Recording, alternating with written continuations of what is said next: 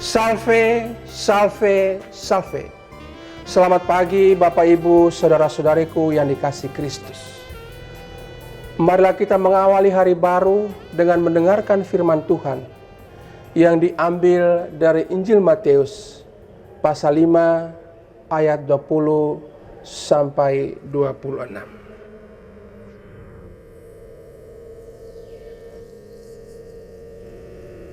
Tuhan bersamamu. Inilah Injil suci menurut Matius.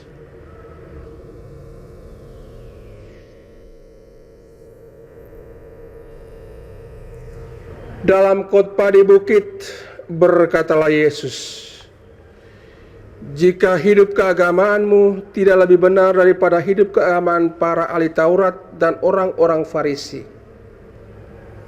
kalian tidak akan masuk ke dalam kerajaan surga. Kalian telah mendengar apa yang disabdakan kepada nenek moyang kita, jangan membunuh. Siapa yang membunuh harus dihukum. Tetapi aku berkata kepadamu, setiap orang yang marah terhadap saudaranya harus dihukum. Barang siapa berkata kepada saudaranya kafir, harus dihadapkan ke mahkamah agama, dan siapa yang berkata jahil harus diserahkan ke dalam neraka yang menyala-nyala.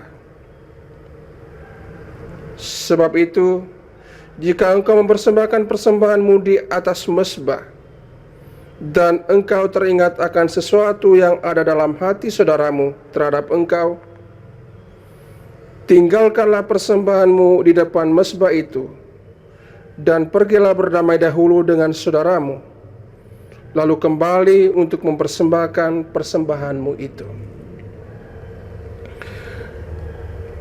Segeralah berdamai dengan lawanmu selama engkau bersama-sama dia di tengah jalan, supaya lawanmu jangan menyerahkan engkau kepada hakim, dan hakim itu menyerahkan engkau kepada pembantunya, dan engkau dilemparkan ke dalam penjara.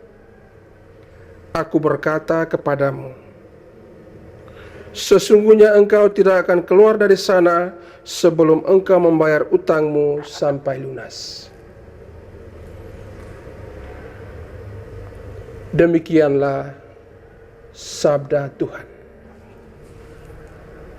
Bapak Ibu, saudara-saudariku yang dikasihi Kristus. Tema kita hari ini adalah kata dan tindakan harus menyatu. Hari ini gereja memperingati Santo Antonius dari Padua, seorang imam dan pujangga gereja. Ia seorang pewarta Injil yang rendah hati. Dia telah mempertobatkan banyak penganut ajaran-ajaran sesat melalui ajaran-ajaran dan pewartaannya. Dalam sebuah khotbahnya dia mengatakan, perbuatan-perbuatan baik berbicara lebih lantang daripada kata-kata. Perbuatan-perbuatan baik yang dimaksudkannya adalah kerendahan hati, kemiskinan, kesabaran, dan ketaatan. Semua kebajikan itu harus pertama-tama dihayati oleh seorang pewarta sebelum dia mewartakannya kepada orang lain. Selanjutnya Santo Antonius mengatakan bahwa kata-kata dan tindakan seorang pewarta harus satu dan harus dijiwai serta digerakkan oleh Roh Kudus. Seorang pewarta tidak boleh mengandalkan kata-katanya sendiri atau meminjam kata-kata orang lain, tetapi harus mengandalkan kuasa Roh Kudus.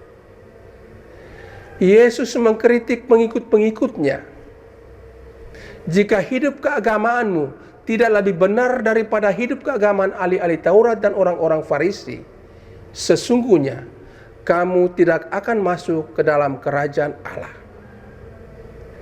Yesus mengkritik mereka dan juga kita yang hidup di zaman ini, yang tidak sungguh-sungguh menyatukan tindakan-tindakan dengan kata-kata, pengajaran, pewartaan kita dengan perbuatan-perbuatan konkret kita.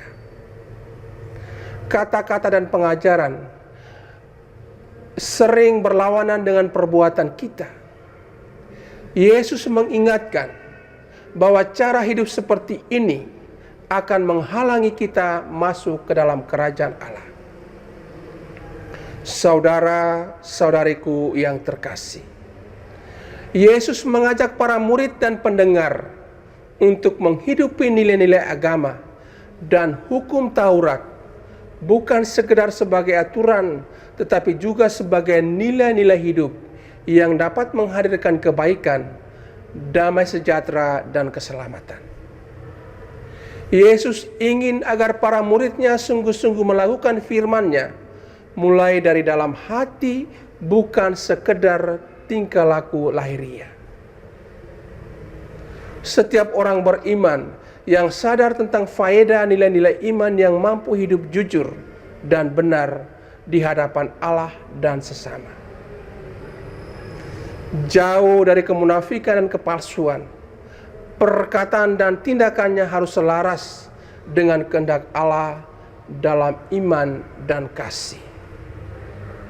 Semoga Tuhan memberkati kita semua. Marilah kita berdoa.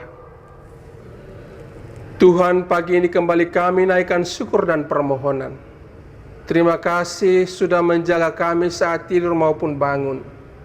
Terima kasih untuk udara sejuk dan segar pagi ini. Bukalah mata hati kami, mampukan kami memandang kemurahan dan karya-Mu, serta memuji dan memuliakan-Mu melalui pekerjaan dan pelayanan kami hari ini. Bimbinglah kami selalu untuk menyadari kesalahan kami dan bertobat, sehingga kami sungguh rendah hati, mau membuka hati dan siap menerima rahmat-Mu yang tinggal dalam hati kami. Kristus terang dunia, berkatilah keluarga kami. Jadikanlah kami alat kasih-Mu dan pantaskanlah kami menjadi hamba-Mu yang setia. Dengan pengantaran Kristus Tuhan kami. Tuhan bersamamu. Semoga kita sekalian, orang-orang yang kita kasih dan doakan, seluruh aktivitas kita hari ini dilindungi, dibimbing, dan diberkati oleh Allah yang Maha Kuasa, Bapa dan Putra dan Roh Kudus.